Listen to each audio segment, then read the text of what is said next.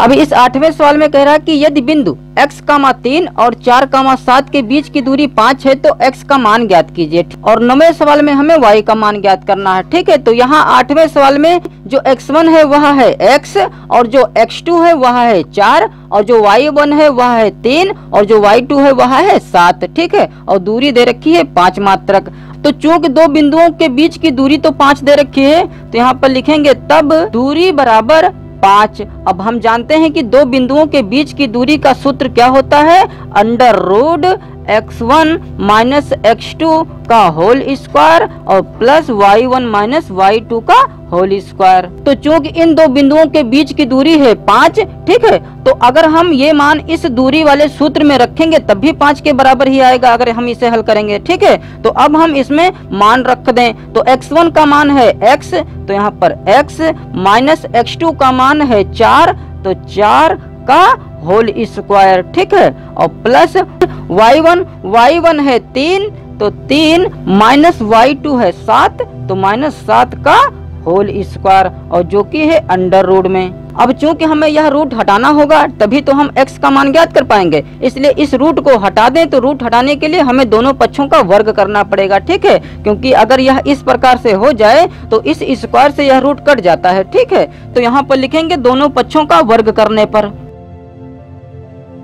जब दोनों पक्षों में हम वर्ग करेंगे तो यह रूट तो कट जाएगा, तो इधर बचेगा x माइनस 4 का होल स्क्वायर, और फिर प्लस, अब हम इसे डायरेक्ट हल कर लें 3 में से 7 घटाकर, तो बचेगा माइनस का 4 का होल स्क्वायर, और बराबर चूंकि हमें वर्ग करना है तो इधर भी तो वर्ग होगा, तो यह हो जाएगा 5 का स्क्वायर। अब इसे सूत्र में तोड़ लें, तो सूत्र में टूटेगा तो क्या हो जाएगा, a स्क्वायर प्लस का b स्क्वायर मतलब x स्क्वायर प्लस का 4 स्क्वायर, और फिर माइनस का 2a भी होता है, तो यह हो जाएगा माइनस 2a का मान है x और b का मान है 4। ठीक है, और फिर प्लस 4 का वर्ग करेंगे तो 4 चक्को 16 हो जाएगा, वो भी प्लस का, और बराबर में 5 पचे 25 हो जाएगा। अब यहाँ से x स्क्वायर प्लस 4 चक्कू 16 माइनस 2 चक्कू 8x और प्लस 16 बराबर 25।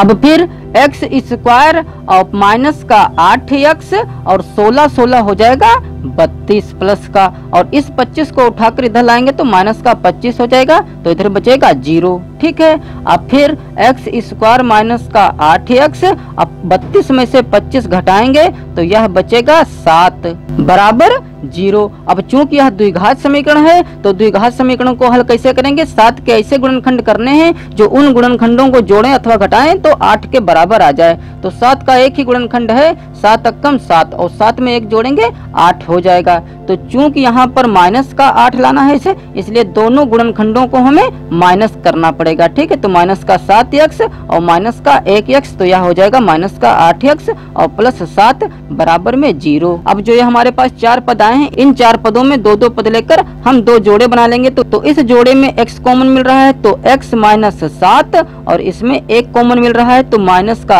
1 कॉमन यहाँ ले लेंगे, और x माइनस प्लस माइनस 7 बराबर 0। तो यहाँ पर जो एक ब्रैकेट में एक जैसे आए हैं उनको हम एक ब्रैकेट में रख लें, और जो इनके गुणांक बचे हैं उसे दूसरे ब्रैकेट में रख लें बराबर 0। तो जब हम x माइनस 7 को 0 के बराबर लेंगे तो x का मान आ जाएगा 7, और फिर x माइनस 1 को 0 के बराबर लेंगे तो x का मान आ जाएगा 1। अतः x के जो मान आएंगे वो आएंगे 7 अथवा 1, और यही हो जाएगा हमारा आंसर। अब इस 9वें सवाल में हमें y का मान ज्ञात करना है, और दूरी यहाँ इन दो बिंदुओं के बीच की दी हुई है 13। ठीक है, तो यहाँ पर वही चीज लिख ली गई है, तो यहाँ पर लिखेंगे दूरी बराबर 13। अब इसमें हम मान रख दें, तो x1 का मान है माइनस का 1, तो माइनस का 1, माइनस x2 का मान है 4, तो माइनस का 4 का होल स्क्वायर, फिर प्लस y1 का मान है y, तो y माइनस y2 का मान है माइनस का 7, तो चूंकि यहाँ पर हम माइनस का 7 लिखेंगे। अब यहाँ पर चूंकि माइनस माइनस डबल आ गया है, इसलिए माइनस माइनस डायरेक्ट हम प्लस कर सकते हैं। ठीक है, का होल स्क्वायर और सबका रूट जो कि बराबर है 13 के, तो बराबर में 13 लिख दें। अब फिर इसमें भी हम दोनों पक्षों का वर्ग करेंगे इस रूट को हटाने के लिए, तो क्या हो जाएगा, यह रूट तो गायब हो जाएगा और इधर हो जाएगा 13 की गुणा कराएंगे तो 169। अब इस रूट को जब हम हटाएंगे तो यहाँ पर तो देखिए माइनस का 1 और माइनस का 4 माइनस का 5 हो जाएगा, तो माइनस के 5 का हमें होल स्क्वायर करना है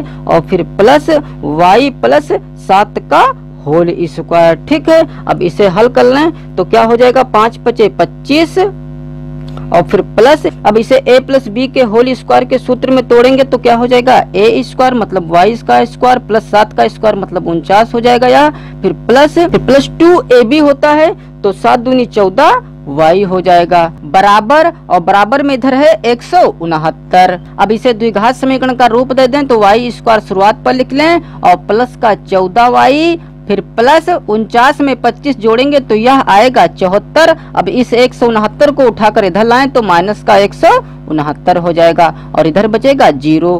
अब 74 में से 169 घटाएंगे तो माइनस का कितना बचेगा, 5, 16 में से 7 जाएगा 9 बचेगा। ठीक है, तो यह बचेगा 95 जो कि आएगा 0 के बराबर। अब 95 के हमें ऐसे गुणनखंड करने हैं जो उन गुणनखंडों को जोड़ें या घटाएं तो 14 के बराबर आए, तो एक गुणनखंड होता है 19 5 95, तो 19 में से यदि हम 5 घटा दें तो 14 बचेगा, तो यहाँ पर लिखेंगे y स्क्वायर प्लस का 19y और माइनस का 5y। ठीक है, 19 में से 5 जाएगा 14y बच जाएगा और माइनस का 95 बराबर में है 0। अब इस जोड़े में क्या कॉमन मिल रहा है, y, तो यहाँ पर बचेगा y प्लस 19 और इस जोड़े में क्या कॉमन मिल रहा है, 5, तो 5 जब कॉमन लेंगे तो बचेगा y और माइनस माइनस प्लस 19 5 95। अब जो ब्रैकेट में एक जैसी चीज आई हैं उनको हम एक ब्रैकेट में रख लें और इनके गुणांकों को दूसरे ब्रैकेट में रख लें। ठीक है, तो बराबर होगा 0 के। तो यहाँ से y के 2 मान आ जाएंगे जैसे कि 8वें सवाल में x के 2 मान आए थे, तो जब हम y प्लस 19 को 0 के बराबर लेंगे तो प्लस का 19 उठकर उधर जाएगा तो माइनस का 19 आएगा। ठीक है, और जब हम y माइनस 5 को 0 के बराबर लेंगे तो जब 5 उठकर उधर जाएगा तो प्लस का 5 हो जाएगा। ठीक है, तो y के 2 मान आ गए हैं, एक है माइनस का 19, एक है प्लस का 5 और यही हो जाएगा हमारा आंसर। अब इस 10वें सवाल में कह रहा है कि उस त्रिभुज का परिमाप ज्ञात करो जिसके शीर्ष ये दिए हुए हैं। ठीक है, तो हम जानते हैं कि किसी भी त्रिभुज का यदि हम परिमाप ज्ञात करें तो पहले तो हमें उस त्रिभुज की तीनों भुजाओं की माप पता होनी चाहिए। ठीक है, तो यदि इसकी माप और इसकी माप यदि पता चल जाए तो हम तीनों मापों को जोड़कर परिमाप पता कर लेंगे। ठीक है, मान लेते हैं इसका यदि 10 है, इसका 5 है, इसका 2 है, तो 10 5 15 और 2 17, तो इसका परिमाप हो जाएगा 17। ठीक है, तो जो यहाँ पर ये 3 बिंदु दिए हुए हैं इन्हीं से हम इसकी दूरी और इसकी दूरी और इसकी दूरी पता कर सकते हैं। तो मान लेते हैं कि जो यह 0,4 बिंदु है यह है A पर, और इस बिंदु को यहाँ पर कर दें 4,1 और इस 7,5 को यहाँ इस बिंदु C पर रख दें। ठीक है, अब हम A और B के बीच की दूरी पता कर सकते हैं सूत्र की सहायता से, और BC भी पता कर सकते हैं और CA भी पता कर सकते हैं। ठीक है, फिर इनके जो माप आएंगी उन मापों को जोड़कर हम परिमाप पता कर लेंगे इस त्रिभुज का। तो यहाँ पर चूंकि हमने एक त्रिभुज मान लिया है ABC, ठीक है, और उसके बिंदु भी प्रदर्शित कर दिए हैं, तो यहाँ पर लिख भी दें। तो माना ABC एक त्रिभुज है। अब देखिए हमें इस वाली भुजा की माप पता करनी है, तो इस भुजा का नाम है AB, तो यहाँ पर लिखेंगे AB। तो AB के बीच की दूरी क्या हो जाएगी, वही हम फार्मूला लगाएं जो कि पिछले सवालों में लगाते आए हैं। अब इसमें मान रख दें तो हम जानते हैं कि यह है x1, यह है x2, यह है y1, यह है y2। ठीक है, तो 0 में से 4 घटाएंगे तो माइनस का बचेगा 4 और जिसका हमें करना है स्क्वायर, फिर प्लस y1 माइनस y2, तो 4 में से हमें 1 घटाना है तो बचेगा 3 और जिसका हमें स्क्वायर करना है और इसका रूट। अब यह क्या हो जाएगा, 4 चक्कू 16 प्लस 3 तिहाई 9, वो भी अंडर रूट में, तो यह हो जाएगा 25 और 25 का वर्गमूल होता है 5। तो AB की माप तो आ गई 5 इकाई, तो इस भुजा की माप तो आ गई है 5। अब हमें BC पता करना होगा। BC बराबर, अब बार बार यह सूत्र लिखने की जरूरत नहीं है, सीधे हम इसमें मान रख सकते हैं। ठीक है, अब जब BC के बीच की दूरी ज्ञात करेंगे तो यहाँ पर x1 है 4 और x2 है 7। तो 4 में से 7 जब घटाएंगे तो बचेगा -3 का होल स्क्वायर और फिर प्लस यहाँ पर y1 है 1 और y2 है 5। तो 1 में से 5 घटाएंगे बचेगा -4 का होल स्क्वायर।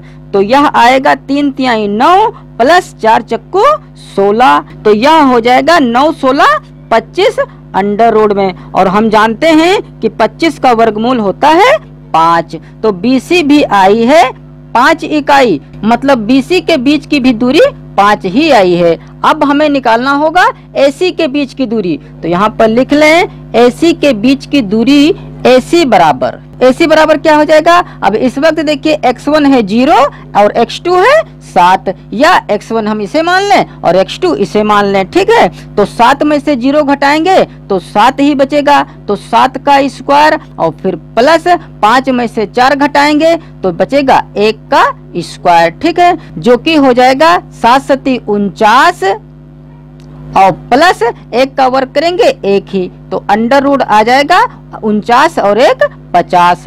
अब देखते हैं कि अंडर रूट से क्या क्या बाहर निकल सकता है। तो 50 के जब हम फैक्टर करेंगे तो 2 25 5 25 5 अक्कम। तो देखिए यहाँ चूंकि 5 का एक जोड़ा बन गया है गुणनखंडों में, तो 5 तो बाहर निकल आएगा, लेकिन यह जो 2 गुणनखंड में है यह अंडर रूट के अंदर ही रहेगा। ठीक है, तो AC के बीच की दूरी आई है 5 अंडर रूट 2 इकाई, मतलब ये आई है 5 अंडर रूट 2। अब चूंकि हमें इसका परिमाप ज्ञात करना था, इसलिए जो ये दूरियां आई हैं इनको हम जोड़ लें। अतः त्रिभुज का परिमाप बराबर इन तीनों भुजाओं को हम जोड़ लें। तो AB आया है 5, फिर BC की दूरी आई है 5, तो फिर प्लस 5 और प्लस AC आई है 5 अंडर रूट 2। अब यह 5 जुड़ जाएगा, यह 5 नहीं जुड़ पाएगा क्योंकि इस 5 के साथ अंडर रूट 2 भी है। तो यह हो जाएगा 5 5 10 प्लस 5 अंडर रूट 2। ठीक है, तो जोड़ नहीं सकते हैं बट हम 5 कॉमन ले सकते हैं। तो जब 5 कॉमन लेंगे तो क्या बचेगा, यहाँ पर देखिए जब हमने 5 कॉमन लिया तो 5 दूनी 10, तो यहाँ बचेगा 2 और प्लस यहाँ पर बचेगा अंडर रूट 2। तो चूंकि यह परिमाप है इसलिए इसका भी मात्रक लिख दें इकाई, और यही हो जाएगा हमारा आंसर।